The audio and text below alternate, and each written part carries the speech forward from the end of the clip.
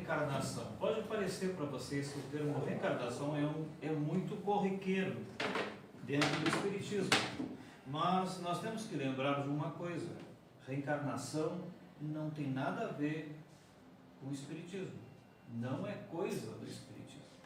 A reencarnação tem mais de 50 mil anos de exposição no mundo afora. Talvez uns colocam que há mais de 1 milhão de anos, porque há culturas que já falavam sobre reencarnação nessa época, há mais de 1000 anos atrás. Claro que muitos talvez não tão bem claros como hoje, mas levava-se a essa ideia. Então vamos ver uns casos de reencarnação. Na cidade de Lafayette, na Louisiana, nos Estados Unidos, um menino chamado James Leininger, é um garoto de 3 anos, normal como qualquer outro. Após 3 anos ele começa a ter uma situação um pouco estranha. O James, ele simplesmente começa a ter sonhos terríveis, com explosões, vendo explosões na volta dele e vendo um avião cair no mar e explodir.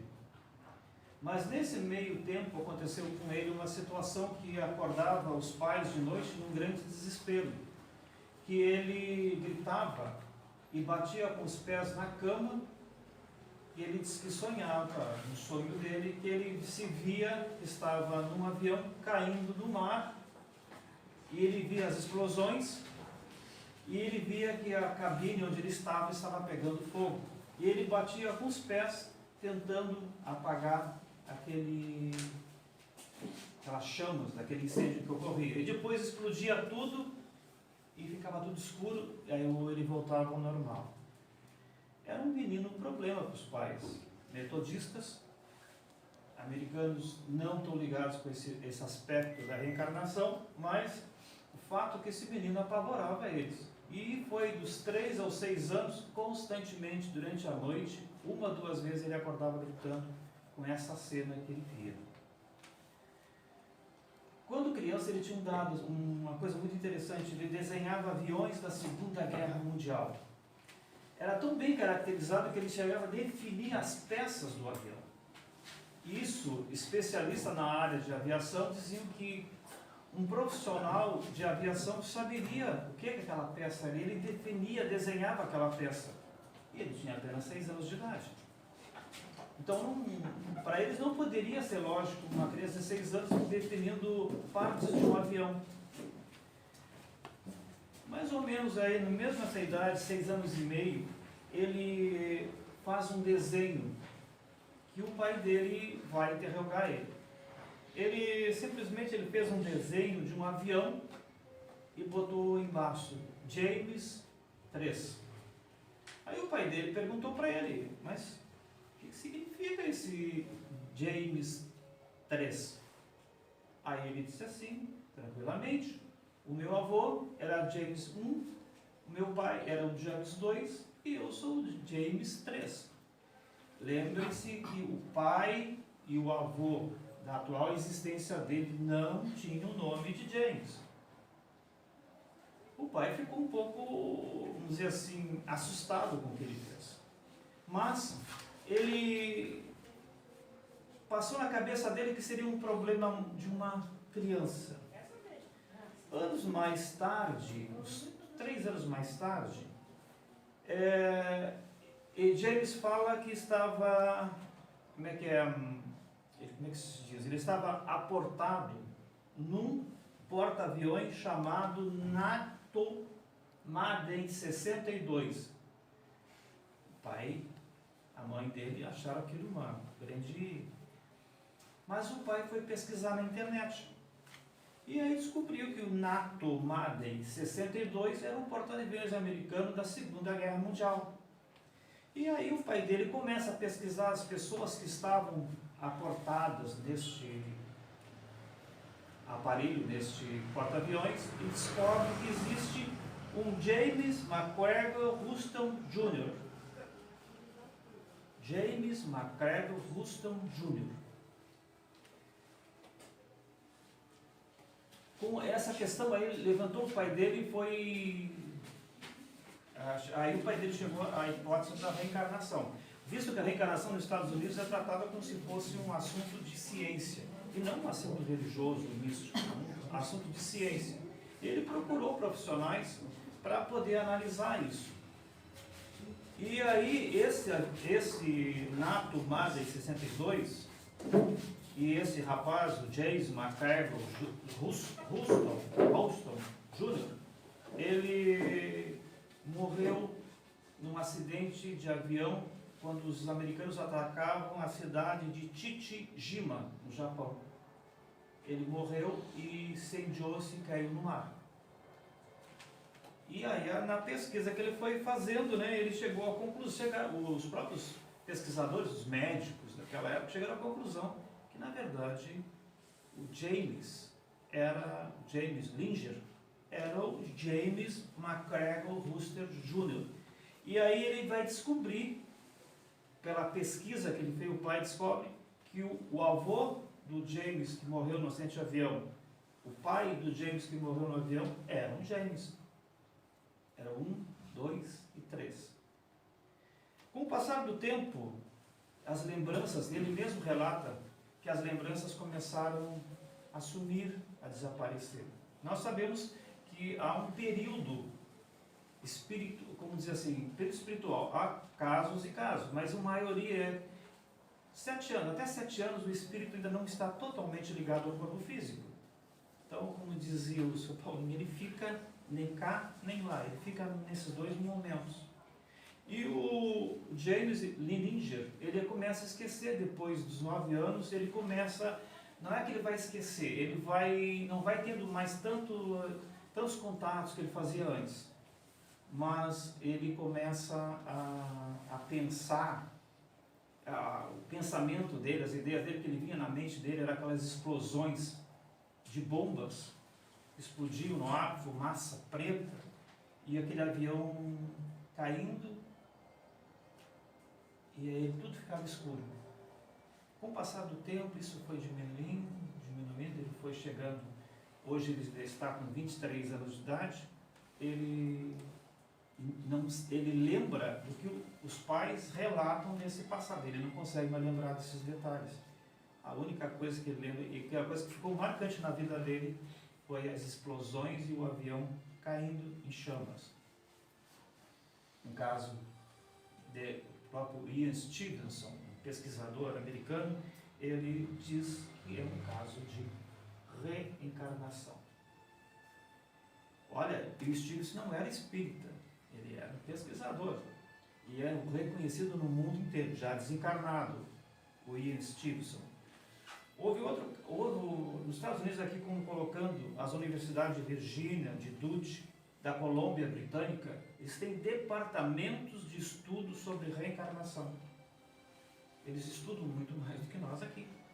Podemos dizer que temos dentro da doutrina espírita lá, eles estudam muito mais isso aí. Há um outro relato do Papiro de Turim. O Papiro de Turim é um papiro dos primeiros faraós do Egito Antigo, do século 13 a.C.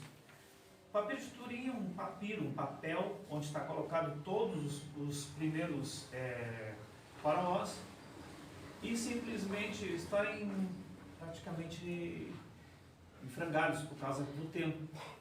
Mas os 10 primeiros faraós que estão nesta lista são considerados no próprio Papiro de Turim como deuses. São faraós, deuses. Os outros que vêm depois são faraós. O primeiro faraó que está nessa listagem, que veio, é o que nós conhecemos na mitologia egípcia, do deus Osíris. E há afirmações dos egiptólogos que Osíris dizia que teria vindo da constelação de Órion. Tanto que nas pinturas que estão nos túmulos lá no Egito, Horus aparece na cor verde, quando os humanos aparecem na cor normal, ele aparece na cor verde. Nós sabemos que os espíritos migram de planetas para outro no processo de transformação daquele órgão. Será que esse espírito chamado Osíris não veio para o nosso planeta reencarnar por alguma razão ou para provocar a evolução?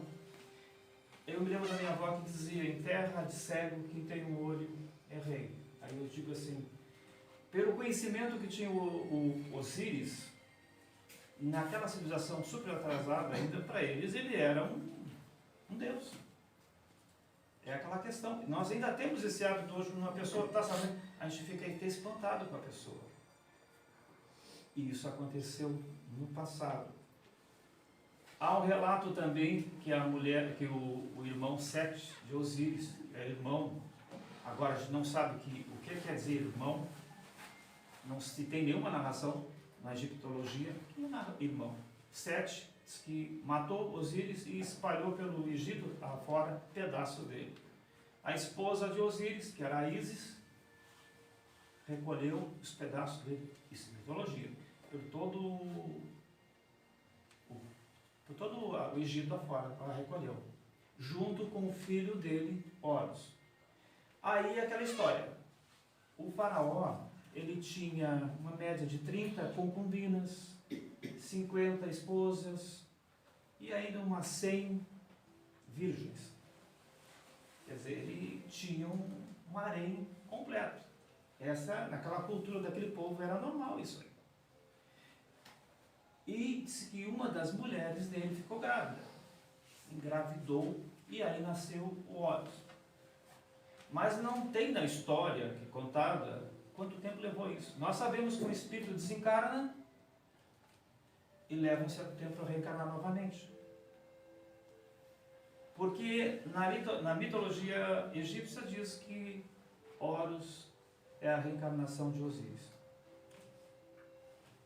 Está na egiptologia isso aí.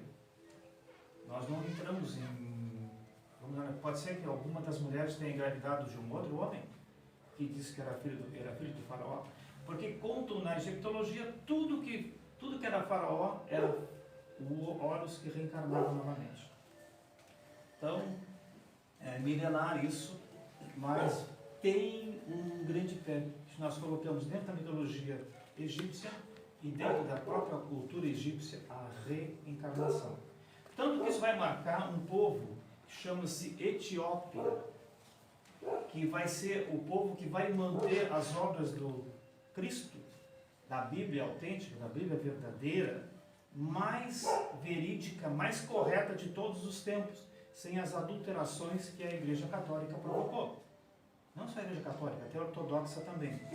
Mas mantém aquilo ali e lá, por incrível que pareça, eles são respeitados pelos próprios islâmicos e eles aceitam o processo de reencarnação. Então, muitos pensadores espíritas colocam que a reencarnação já era uma natural no cristianismo antigo, no cristianismo primitivo. Aí nós vamos parar numa história do Império Bizantino, quando o Império se separou, da Teodósia, que entrou em loucura. Ela casou com o Justiniano o Grande e ela não aceitava a ideia, em hipótese alguma, de voltar à vida, reencarnar e ser uma escrava. Então ela fez com que o marido convocasse um concílio, cercou a cidade de Nicéia e disse: vocês só sairão vivos daqui se vocês mudarem o termo que está na Bíblia, reencarnação, pela palavra ressurreição. E os bispos aceitaram. Isso, gente, não é eu que estou falando, isso é a história que fala. Isso realmente aconteceu. Eu digo assim, é uma grande estupidez da parte dela pensar dessa maneira, porque ela quer querer mudar, mudando uma palavra na Bíblia. A verdade nunca vai ser, a reencarnação nunca vai poder mudar. Tu pode reencarnar de qualquer maneira que for, vai reencarnar. Mas ela achou que ela poderia fazer isso. Então vocês vejam que o cristianismo primitivo, como dizia o Edgar Armand, o cristianismo primitivo, a reencarnação era uma coisa básica e bem atual para eles. Nós dizemos assim que a verdade, muitas pessoas falam que a reencarnação é o dogma do Espiritismo. Não. Kardec é bem coerente quando ele diz: não existe dogma da reencarnação. Dogma é uma verdade absoluta. E toda a verdade, eu estava lendo hoje a revista Espírita, diz que toda a verdade é relativa. Aí eu não conseguia entender o que ele queria dizer com relativo. Aí ele coloca que é relativa à evolução daquela pessoa. A minha verdade é relativa ao meu nível evolutivo. A realidade de vocês é relativa a cada um, a verdade de cada um. Por isso que diz que não existe verdade absoluta, existe verdade relativa, relativa a cada um, relativa a um povo, a uma época, um tempo. O próprio Kardec coloca esta expressão. Então, como diz o próprio Noveleto, na tradução do livro da Gênesis, ele diz que não existe dogma da reencarnação, mas princípio de reencarnação é o mais correto. Ele acha que nas traduções antigas pessoas foram colocando palavras que eram mais próximas a ele ou que existiam naquele momento. Por isso que muitas traduções às vezes trazem coisas meio equivocadas. Então, eles que a gente tem que analisar tudo que não só o tempo em si, mas o que o Kardec colocou. E está muito interessantíssimo de se analisar é a revista Espírita. Foram 10 anos de revista Espírita. E ali tem coisas bem mais claras e objetivas sobre o que é a doutrina espírita, o que é o espiritismo que ele fala. Num caso aqui muito interessante, nós falamos do Ian Stevenson, que fazia hipnose. Ele fez uma coisa interessante. Ele fez uma pesquisa em 1926, uma menina na cidade de Mathura, aos 9 anos essa menina. Ela saiu e foi procurar a família na outra cidade, cidade de Mathura. E encontrou o marido e disse: esse era o meu marido. Ele já estava casado, mas ele era meu marido. Dizem que o marido ficou com as duas, a jovem, a mocinha, a garotinha e a esposa. E o Gandhi foi investigar isso lá e chegou à conclusão, Mahatma Gandhi, que era uma reencarnação. Na Índia, a reencarnação é uma cultura, faz parte da cultura popular.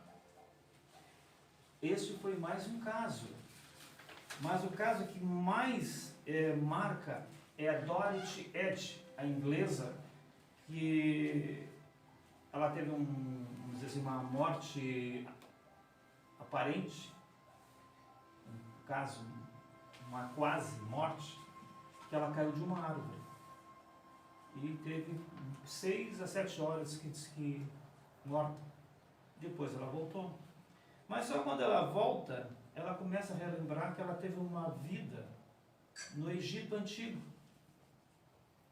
Sua vida, ela era no Egito Antigo, ela disse que tinha sido uma virgem do templo no reinado do faraó Sete I. Isso aconteceu há 14 séculos antes de Cristo. Ela tornou-se uma egiptóloga, adotou o nome de Om-Set e mudou-se para a cidade de Abidos, no Egito. Começou a cuidar, se virou cuidadora e administradora do templo de Sete. Escrevia e falava em egípcio, tanto que o Champollion já tinha feito umas investigações na pedra de Rosetta. E naquela época não sabiam decifrar o que estava escrito nas paredes dos murais egípcios. Aí começaram, mas ela sabia falar do que eles chamam de egípcio hieróglifo, o mais antigo. Tem depois o arcaico e depois tem o demótico, que o Champollion investigou todos eles, mas a Dorothy, ou a Om-Set, ela chegou a explicar e ensinou. Se hoje sabemos alguma coisa sobre a língua, no caso dos hieróglifos, foi tudo por causa da pesquisa da egiptóloga Dorothy Edge, a Om-Set. um caso de reencarnação. Ela fazia situações assim que as pessoas iam a pesquisar, os pesquisadores, ela dizia, olha, naquele local, estava no deserto, tem uma casa em tal metros, tanto, ali tem um jardim. Gente, ela fez mais de 3.000 avaliações de locais, ela não errou um sequer. Ela sabia tudo daquele local, na região de Luxor. Ela sabia tudo, e ali ela viveu, esse espírito viveu ali. É um caso de reencarnação. Mas, como eu disse para vocês, essa questão da reencarnação não é uma coisa espírita só. Nós temos na Grécia Antiga a reencarnação falada por Sócrates, um dos chamados como um dos primeiros espíritas do mundo. Temos o Pitágoras e temos o Platão.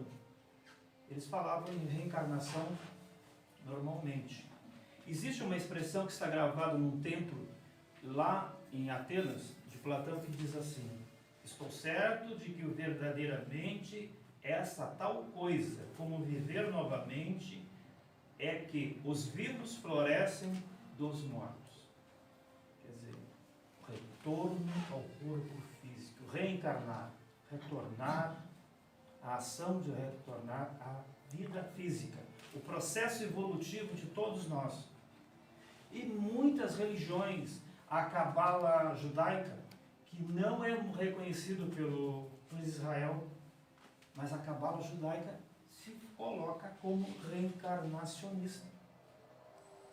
São materiais fantásticos de ver. Outra questão, essa questão do cabalismo judaico, foi uma das questões que levou o Adolf Hitler a perseguir os judeus. Porque ele não aceitava a ideia de ter que voltar. Ele se julgava o herói máximo. Isso é que contam os historiadores desta época. Então a gente vê que tudo está baseado, tudo vem resvalando nesse termo reencarnação. O mundo seria bem diferente, muito diferente, se nós colocássemos a reencarnação na nossa vida, no dia a dia. Porque nós temos que entender que estamos num corpo físico temporariamente. Por que tanta vaidade, tanto orgulho, tanto questão de poderio, se isso tudo acaba, gente? Isso tudo passa. Hoje podemos viver uma coisa fantástica, e amanhã será totalmente diferente. Se o homem tiver essa compreensão que é milenar sobre a reencarnação, nós teríamos uma vida bem diferente, porque nós entenderíamos o mundo de outra forma. E aí, muitas pessoas não iam sofrer, como estão sofrendo hoje, por causa que alguém nega a elas a oportunidade de conhecer esta expressão, reencarnar. Ação de retornar ao corpo físico. E isso existe em muitos pensadores. Aqui no Brasil existiu o caso de Jacira.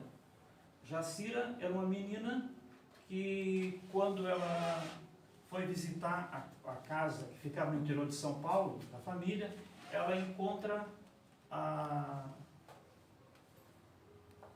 namorada na cidade, a namorada do tio que tinha se suicidado.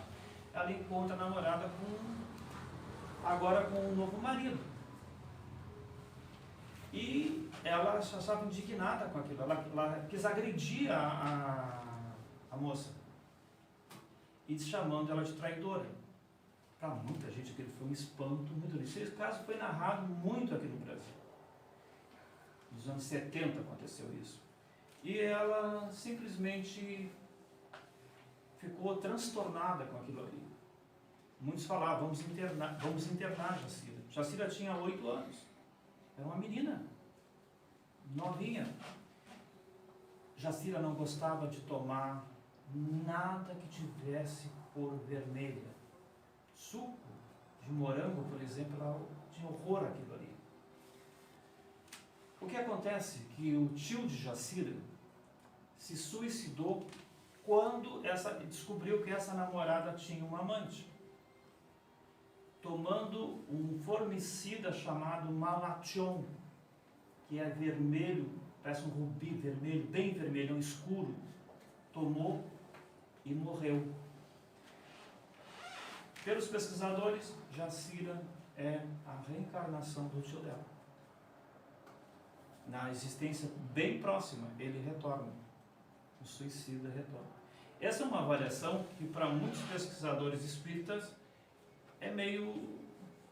não se dá para levar ao pé da letra.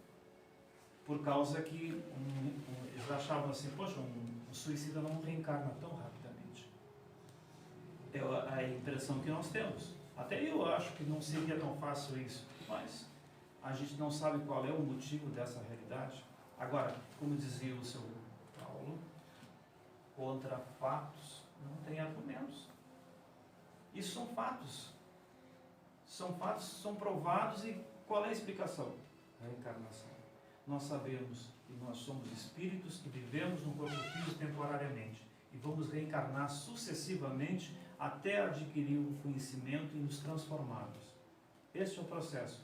Porque quanto mais atrasado o espírito, mais rápido ele volta. Quanto mais evoluído o espírito, ele fica mais tempo, como diz o próprio André Luiz, coloca no nosso lar, que os espíritos que estão à frente, que estão mais evoluídos, eles vão ter um tempo de recuperação no plano espiritual. Já os espíritos que estão mais atrasados, eles não, o tempo que eles ficarem no plano espiritual, eles não progridem em nada. Então eles têm que reencarnar mais rápido. Então, o que vale nessa questão são esses fatos colocados. No caso de Jacira, da Dorothy Evan, do James, e existem pesquisadores no mundo inteiro. O E. Stevenson, ele escreveu mais de 70 livros, é reconhecido mundialmente, inclusive casos, mas os maiores casos dele que ele pesquisou foi na Índia, onde existem casos enormes, fantásticos sobre a questão de reencarnação, já que a cultura daquela região recebe muito bem o termo reencarnação. E aí diz assim, a pessoa que aceita a reencarnação é mais calma, é mais tranquila, ela sabe que a existência é curta, passa e tu tem uma nova chance. Por que tu vai te revoltar com aquilo? Não tem motivo para isso.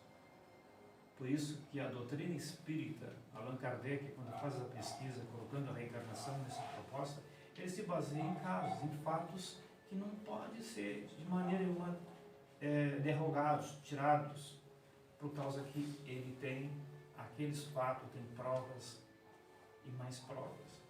Nós somos espíritos vivendo no corpo temporariamente. Isso que nós temos na nossa mente.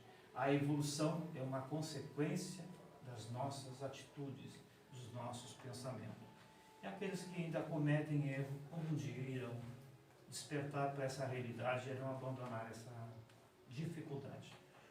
Muito obrigado, meus irmãos.